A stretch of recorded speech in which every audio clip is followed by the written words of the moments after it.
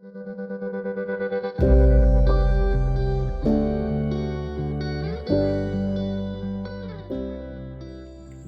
guys, I'm so glad you're still here. Thank you so much for subscribing and thank you so much for watching our last video. Today on this video, I'll be talking about how I learned how to ride. I'm on the exact road where I learned how to ride. So I was doing up and down this road and here we are. So I started out simply by pushing the bike outside the gate. So every morning when Maurice was going to work, I was there. I took the bike, got on it, pushed it outside the gate, then left it there. I didn't know how to start the bike. Every time I tried to start the bike, it was a nightmare. It just wouldn't work. That's one thing that really gave me a hard time in the beginning, because I just couldn't get the pressing the starter and pulling the throttle. I just couldn't get it in the beginning. So I pushed the bike for a couple of weeks and then I was just comfortable as a pillion. Like I used to call myself a professional pillion because riding wasn't for me. And one time Motanya Duncan came down to the coast with two other friends and they were on bikes and one of the riders was a lady. So she asked me a very tough question. She was like, what do you ride? And I said, no, I don't ride, I'm still a pillion.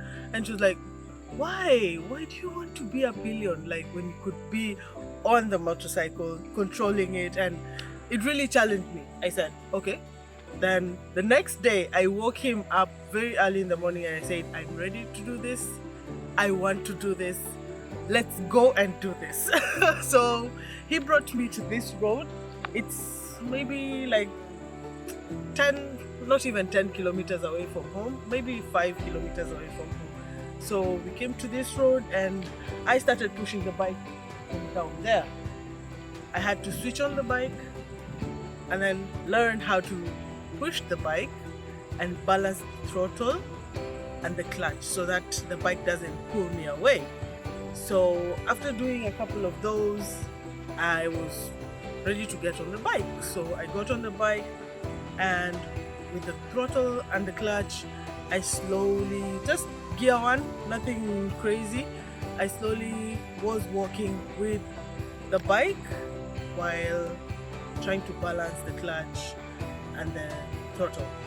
So after this first day, I went back home and now it was a matter of getting documentation, because I did not want to start riding where people are and I don't have my license, and you know, it's something that you need so that you avoid any problems with the cops, especially when you have these bikes that are always associated with border guys.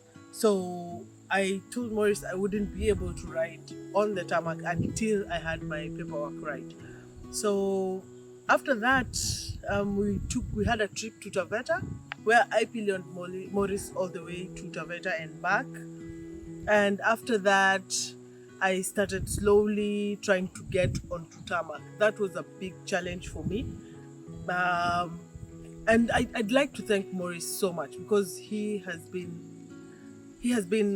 very easy with me and not shouting and being mean or anything. When I make a mistake, he would just gently correct me, so I wouldn't panic and just stop like doing anything. Like I would just go.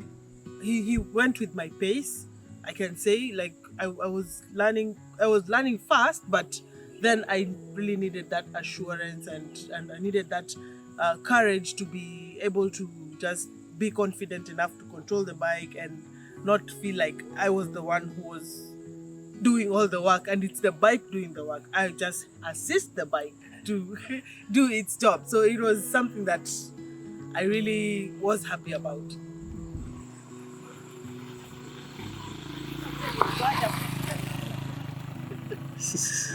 Anyways, I was finally able to do a test and I was finally able to get my riding license, and now I'm certified. So I did do tarmac from Shimoni to Ukunda, but then I was around a group of bikers, so I really didn't feel the pressure because I had bikers ahead and I had bikers behind, and there was always someone telling me, hey, don't overtake from this side, follow me when I'm overtaking. So there was that guidance, but I couldn't do that alone. I could never do that alone. So fast forward a few months, I got my license ready, and then I started picking my kids from school. I would go around a distance in the back roads just to get to school when you could easily use the tarmac, like it's shorter in the tarmac anyway. But I used to go back using back roads. So one day I just said to myself, I think it's time to get onto the. Oh no! Pause.